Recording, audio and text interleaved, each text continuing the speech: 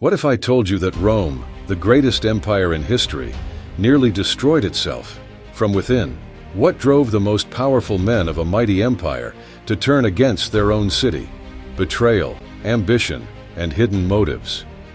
What truly pushed Rome to the brink of collapse? Get ready to uncover the darkest chapters of Rome's history, where power was the deadliest weapon of all. These aren't just stories. They're the hidden truths that nearly brought Rome to its knees.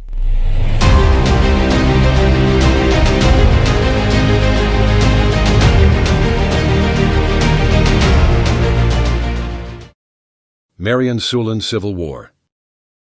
The first civil war of ancient Rome arose from a power struggle between two prominent political and military figures, Gaius Marius and Lucius Cornelius Sulla. The conflict stemmed from Marius being credited for achievements that were actually Sulla's. By 88 BC, tensions escalated when Marius surpassed Sulla, gaining command of the legions in the war against King Mithridates of Pontus. Angry at the missed opportunity, Sulla led his troops into Rome, an unprecedented action that sparked much controversy. Sulla quickly turned Marius's supporters against him and forced his rival to flee to Africa. After taking control of Rome, Sulla gathered his legions and marched against King Mithridates. Shortly after his departure, the city plunged into a civil war between two political factions, the populares, supported by the merchants, and the aristocratic elite aligned with Sulla.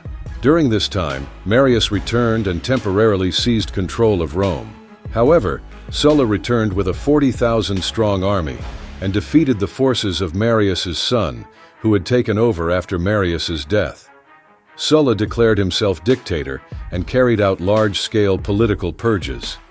Eventually, Sulla resigned and retired in 79 BC, but his brief time in power weakened the foundation of the Roman Republic, setting the stage for its collapse just a few decades later. Caesar's Civil War. In 49 BC, Julius Caesar faced a crucial decision. After a successful campaign in Gaul, his relationship with Pompey the Great, once an ally, became strained. A more serious issue arose when the Senate demanded Caesar disband his army and return to Rome as a regular citizen, aligning himself with Pompey.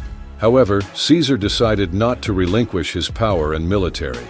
He crossed the Rubicon River, initiating a civil war. Over the following months, Caesar's forces clashed with Pompey's troops in various locations from Italy and Spain to Greece and North Africa. A significant turning point occurred at the Battle of Pharsalus in 48 BC, where Caesar, despite being outnumbered, defeated Pompey's army. After his defeat, Pompey fled to Egypt, but was betrayed and executed by the young king of Egypt. Pompey's death virtually ensured Caesar's victory. He continued to defeat Pompey's remaining allies and returned to Rome as a lifelong dictator in early 44 BC. However, Caesar's reign was short-lived, as he was assassinated by a group of Roman senators on March 15th, also known as the Ides of March. Antony vs. Octavian War. Those who assassinated Julius Caesar may have believed they were protecting the Roman Republic, but the assassination led to the downfall of the Republic itself. The aftermath resulted in a period of instability and civil war. In this conflict, Octavian, Caesar's heir, and Mark Antony, one of Caesar's closest generals, became bitter enemies.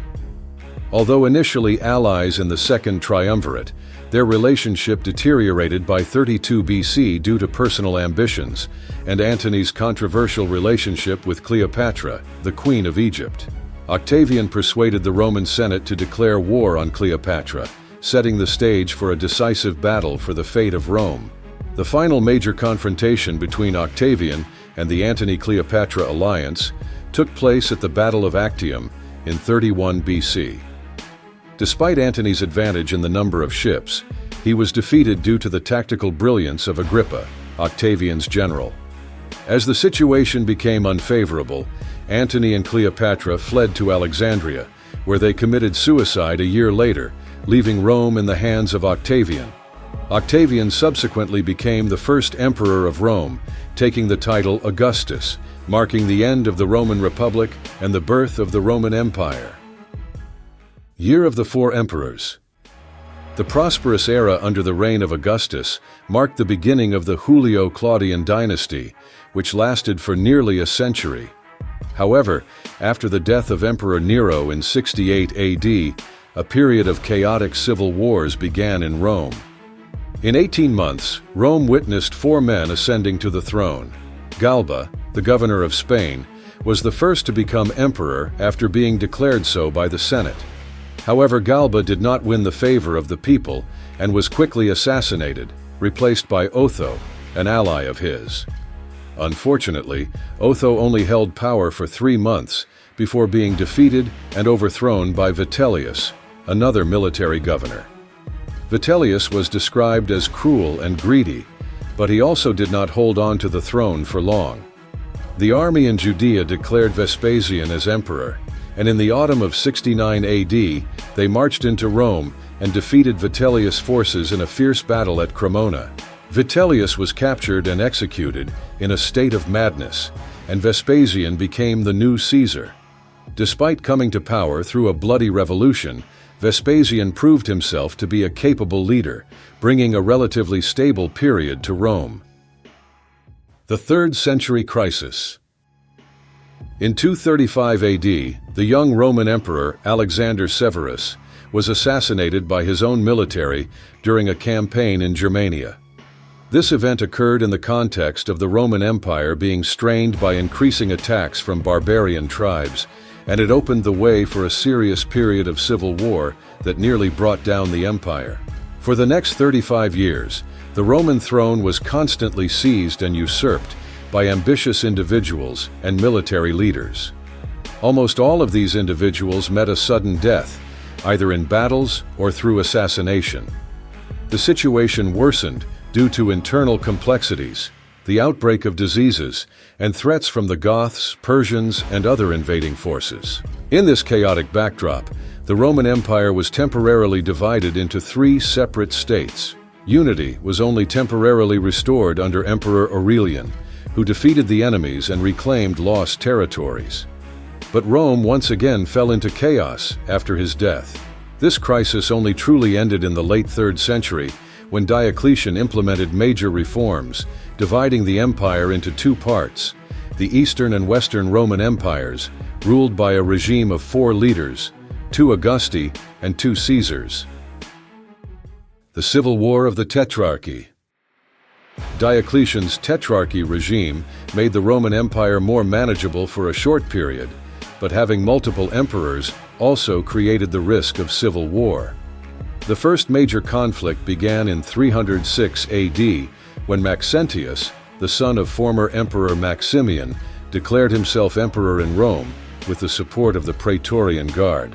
Severus, the Western Roman emperor at that time, attempted to confront Maxentius, but was betrayed by his own army and ultimately assassinated after Maxentius brought his father back to power.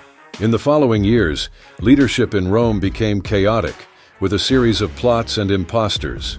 At one point, there were up to 6 men claiming to be emperor.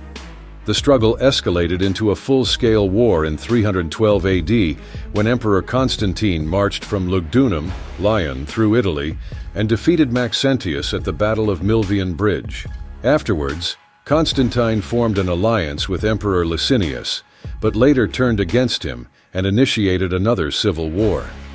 By 324 AD, the Tetrarchy regime came to an end, and Constantine became the sole ruler of both the Western and Eastern Roman empires. Constantine's reign opened a new chapter in Roman history as he embraced Christianity, but this stability was only temporary. Just a few decades after his death, the Roman Empire once again fragmented into different empires.